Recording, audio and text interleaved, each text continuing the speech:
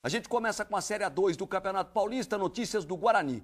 Depois de uma terça-feira pra lá de agitada, tumultuada, paralisação dos jogadores por causa do atraso nos salários, a quarta-feira foi tranquila. As coisas vão voltando ao normal e o foco agora só pode ser, e é mesmo, o 15 de Piracicaba, adversário da decisão do próximo sábado.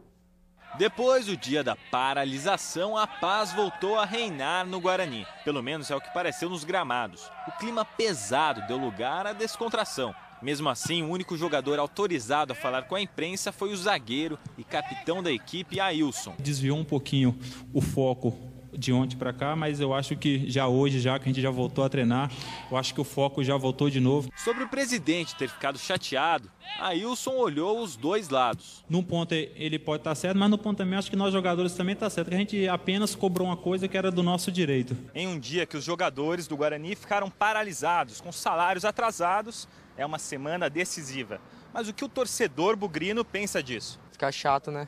Tem que pagar o salário em dia, né? Eles têm o direito dele, né? Eu também ficava chateado se não recebesse.